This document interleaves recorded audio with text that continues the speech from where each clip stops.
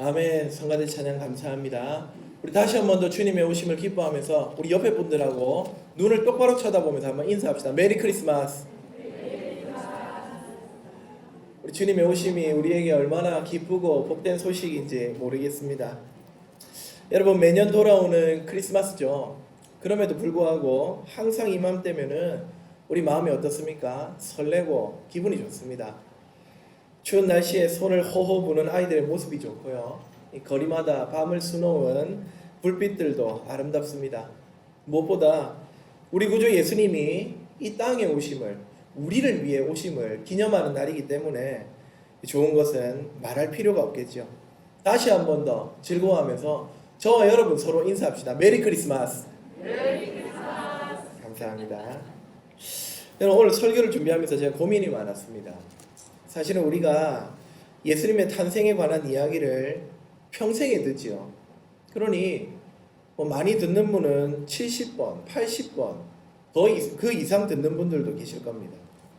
그런데 이렇게 많이 듣는 이야기를 어떻게 하면 좀 식상하지 않게 전할 수 있을까 고민이 되었습니다. 기도하는 마음으로 오늘 성경 본문을 찬찬히 다시 한 번 더 읽는데요. 와, 정말 놀랍고 새로운 경험이었습니다. 성령님이 저의 지성과 지식을 어루만지시면서 이전과는 전혀 다른 새롭고 신선한 관점으로 이 말씀을 보게 하셨을까요? 그랬으면 좋았을 텐데 항상 우리 성령님은 저의 기도에 웬만하면 좀 천천히 응답하시든지 안 하시든지 그런 것 같습니다. 여담이지만은 이 기도의 응답이 조금 이렇게 애매하게 오는 게 저희 집안 내력이 된 것 같습니다. 그제 저희 막내에게 제가 담비야, 하나님께 기도하면 하나님이 들어주시니까 기도해봐 하니까 우리 막내가 아빠 기도해도 안 돼. 오빠의 아들 안 착해지잖아. 진짜 이 집안 내력이 되면 안 되는데 기도 응답이 던져지는 게, 그죠? 어쨌든 가장 기뻐해야 할 이날 주님의 탄생, 예수님의 오심 이야기, 이게 식상하게 들릴까봐 저는 염려가 이만저만이 아니었습니다. 하지만 여러분, 성령님이 오늘 이 말씀 가운데 역사하시면 또 우리 모두가 사모하는 마음으로 말씀을 받는다면은 다 아는 이야기지만 이 이야기가 다시금 우리 심령에 힘있고 새롭게 다가올 줄 믿습니다. 그래서 저는 오늘 이 말씀을 통해서 주님이 우리에게 주시는 진정한 위로를 다시 한번 사모하면서 황제 가이사와 아기라는 제목으로 주님이 주시는 진정한 평화를 사모하자. 다시 한번 말씀드립니다. 황제 가이사와 아기라는 제목으로 주님이 주시는 진정한 평화를 사모하자. 이런 요지로 말씀을 전하겠습니다. 성경에 예수님 탄생에 관한 이야기, 이거는 생각보다 많이 기록이 안 되어 있습니다. 마태복음과 누가복음 두 군데밖에 없습니다. 특히 누가는 역사가적인 기질이 다분한 사람이었습니다. 오늘도 보시면은 유일하게 예수님 당시에 황제가 누군지, 총독이 누군지, 정세는 어땠는지 이런 것들을 소개하고 있습니다. 1절에 보시면 예수님 태어나실 때 로마 황제 누구라고 합니까?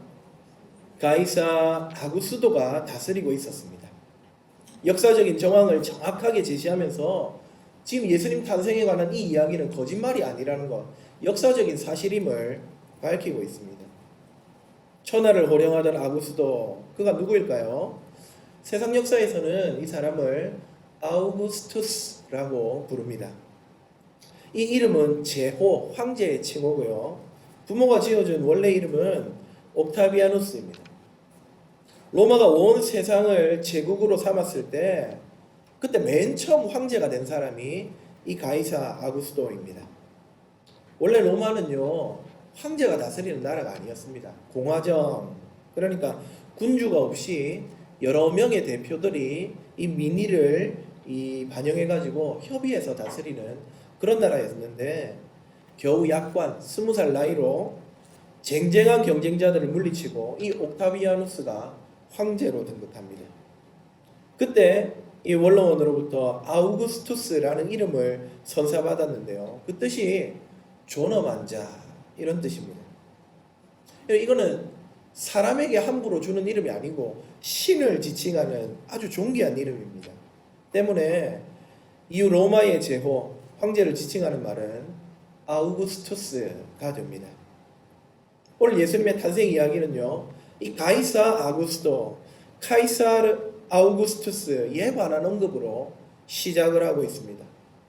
그런데 여러분, 가만히 이 이야기를 읽다 보니까 오늘 1절부터 14절, 이 14절에 이르는 이 짧은 단락에서요, 이 세상의 황제 아우구스투스와 탄생하신 아기 예수님 간에 이 예사롭지 않은 긴장감이 흐르고 있다는 사실을 발견하게 됩니다. 하나씩 한번 살펴봅시다. 먼저 오늘 이야기를 보니까 누가 진정한 평화를 주는 자인가? 황제인가? 아니다. 예수님이다. 이런 이야기를 하면서 긴장감이 나타납니다. 여러분, 로마에는 전쟁과 도시의 문을 지키는 신, 이 야누스를 섬기는 신전이 있었습니다.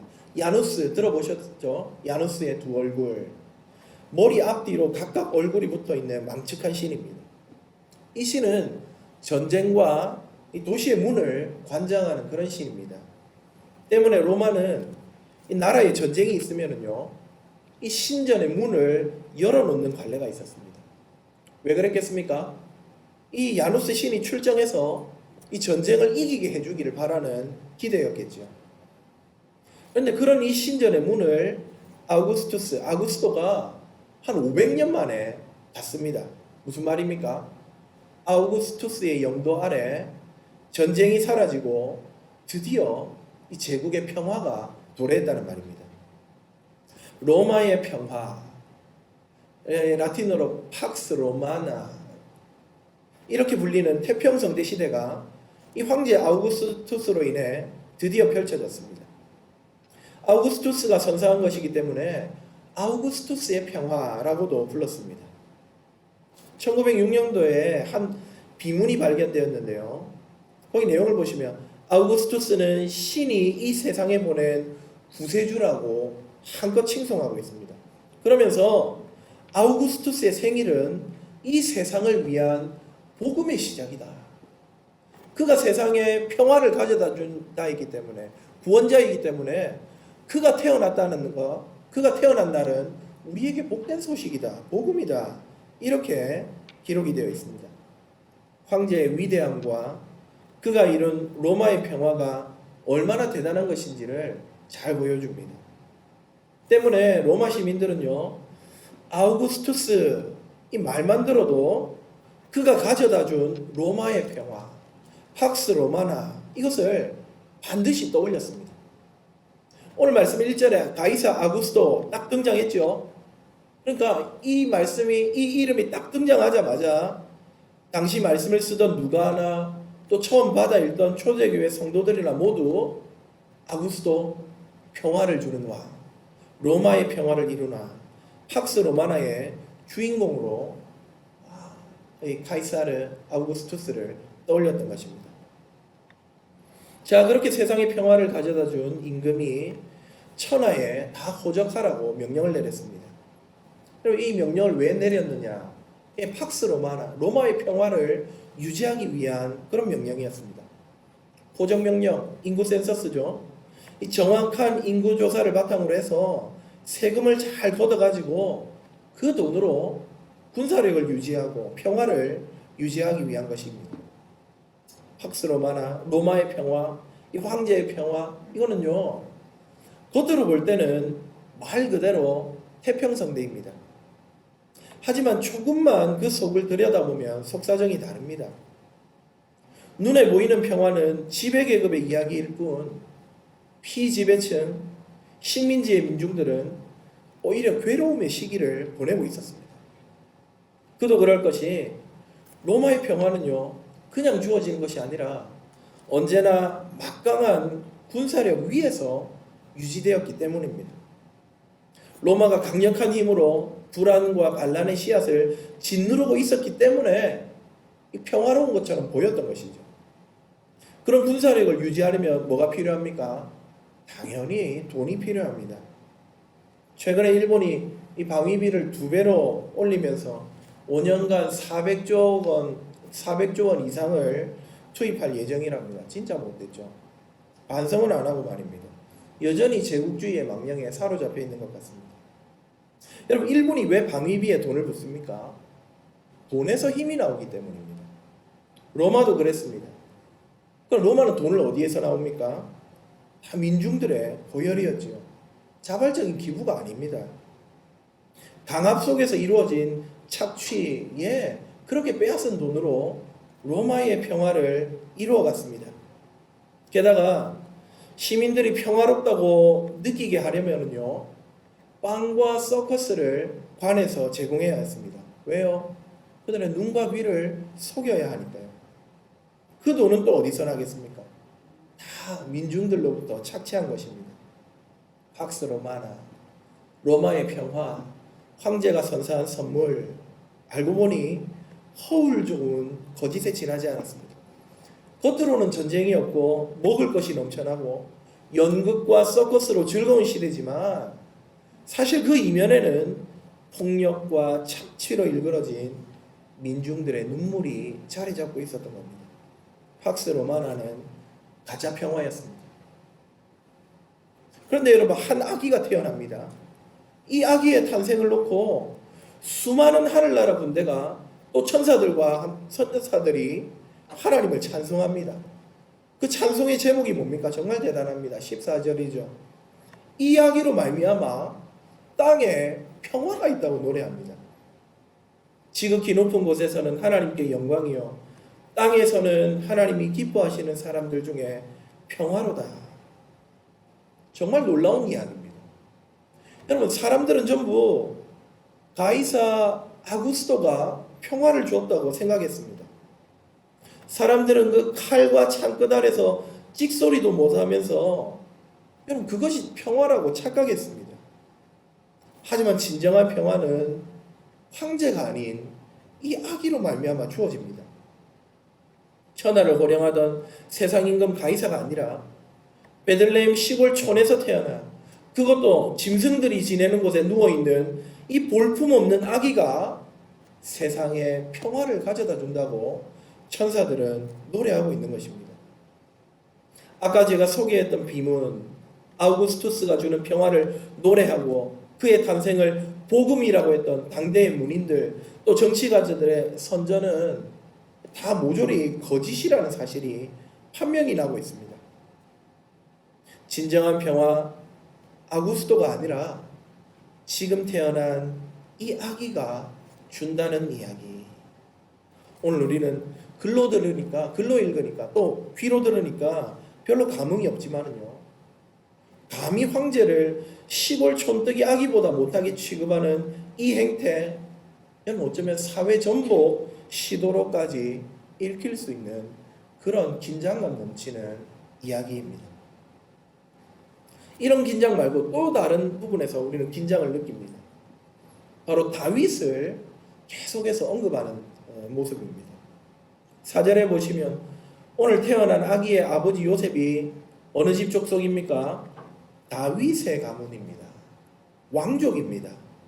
또 아기가 출생한 베들레헴은 누구의 동네입니까?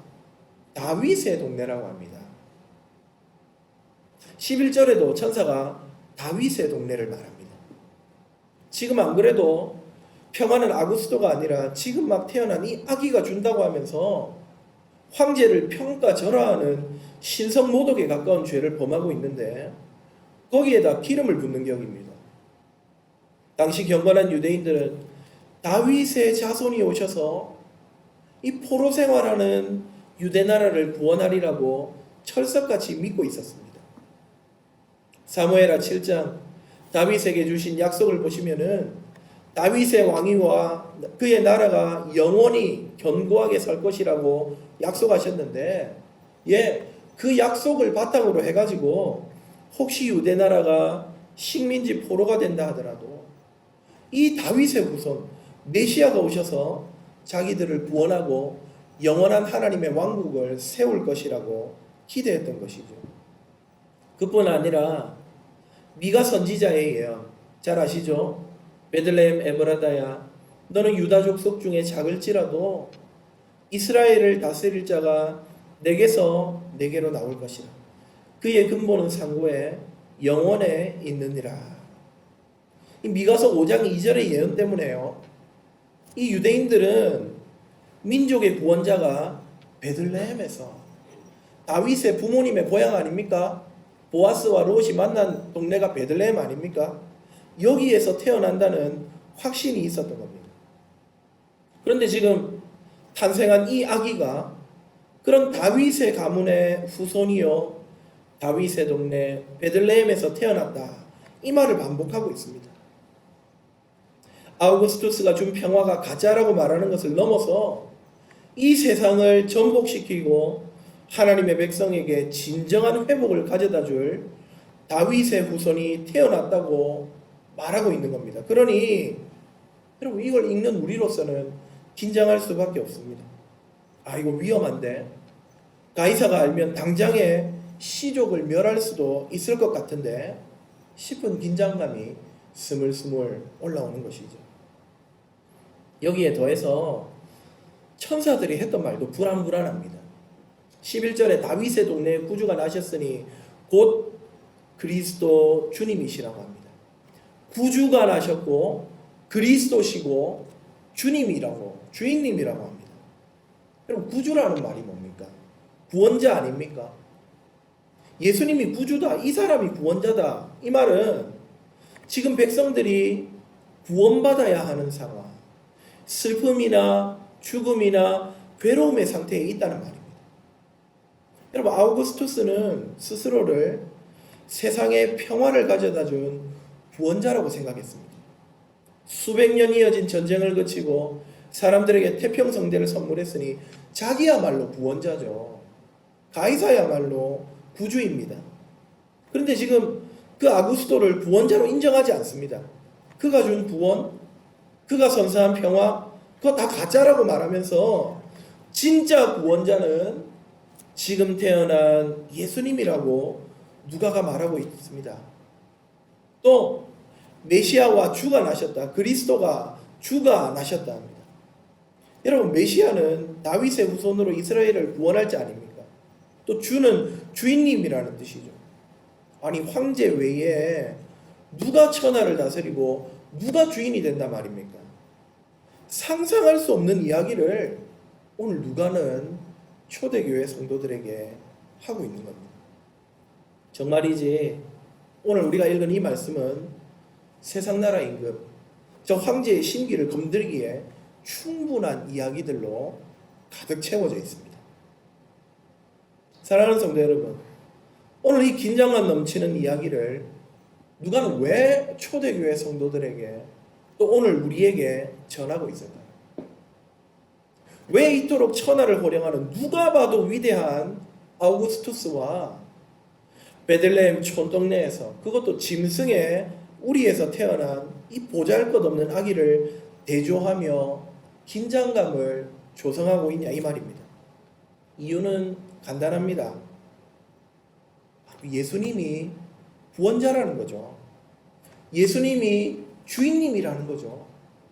예수님만이 우리에게 진정한 평화를 가져다 주실 분이라는 것을 이야기하고 싶어서 지금 이 긴장감을 계속해서 고조시키고 있는 겁니다. 세상의 권력, 세상의 성공, 돈, 명예, 그런 것들로 대변되는 세상 나라가 저와 여러분을 구원하지 못한다는 그 이야기를 우리에게 힘있게 하고 있는 겁니다. 사실 이 땅에 사는 사람들은 다 세상 나라가 주는 행복과 평화가 진짜인 줄 알고 살고 있습니다. 아니, 예수님 믿는 우리들조차도 이 땅에 발을 딛고 살다 보니까요, 땅의 생각에 나도 모르게 젖어듭니다. 집값이 천정부지 오르고 코스피가 3천을 돌파할 때는 우리 모두 이제 넉넉한 자산을 자리에 깔고 그 위에 앉아서 평안한 삶, 행복한 노후를 보내리라 기대했었습니다. 그렇게 기대한 세상 나라의 평화, 지금은 어떻습니까? 영끌에서 집 산 사람들 매달 돌아오는 이자 때문에 죽을 지경입니다. 50만 원 내던 이자를 150만 원 내야 하니까요. 지금 금리가 3배나 올랐지 않습니까? 누가 감당할 수 있겠습니까? 지난주 제가 말씀드린 비트코인 또 뭐 8만 전자니 주식 이야기들 지금 바닥을 모르고 내려가고 있습니다. 자, 고해성사 하나 할까요? 실은 저도 얼마 전에 삼성전자 주식을 샀습니다. 저도 이제 대기업 주주입니다. 무시하지 마십시오. 이 카카오톡에 보니까 손쉽게 주식을 살 수가 있더라고요. 그래서 궁금하기도 하고 또 시대에 너무 뒤처지지 않기 위해서 욕심이 생기지 않을 정도로 한번 사봤습니다. 두 주 샀습니다. 한 11만 얼마 주고 산 것 같습니다. 그런데 여러분 일주일이 지나고 어제 보니까 2,300원이 내렸어요. 오늘 아침에 보니까 2,800원이 내렸어요. 처음 제가 삼성전자 주식 두 주 가졌을 때요. 이거 완전 근거도 없지만 뭔지 모르지만 마음이 풍성해지고 앞으로 잘 살 것 같고 평화가 깃들었습니다. 그랬는데 일주일 만에 2,300원, 2,800원 빠지니까 사람이 얼마나 간사한지 돈 2,500원, 800원에 막 한숨이 나오고요. 생돈 잃은 것 같고 괜히 샀나 싶고 평안이 사라집니다. 여러분 세상 나라가 주는 평안은 진짜가 아니라 이 말입니다. 우리가 사는 영도의 형편도 한번 보십시오. 지난 세월 진보 보수 정권이 골고루 집권했습니다.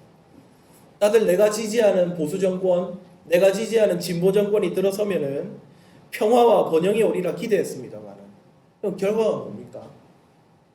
보수가 집권하면 경제가 잘 될 줄 알았는데 그렇습니까? 진보가 집권하면 부가 재분배되고 다 같이 잘 살 줄 알았는데 지금 그런 모양입니까? 전국에서 제일 빨리 소멸될 이 도시 중에 영도가 항상 1위로 랭크되고 있습니다. 이렇습니다. 세상 나라가 주는 평화 그거 다 잠깐입니다. 그것은 표면적이고요. 그것은 언제 무너질지 모르는 위태로운 평화입니다.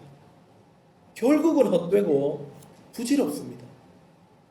하지만 사랑하는 여러분, 이 땅에 오신 연약한 아기, 우리의 구원자 되시는 예수님이 주시는 평화는 다르다는 사실을 믿으시기 바랍니다.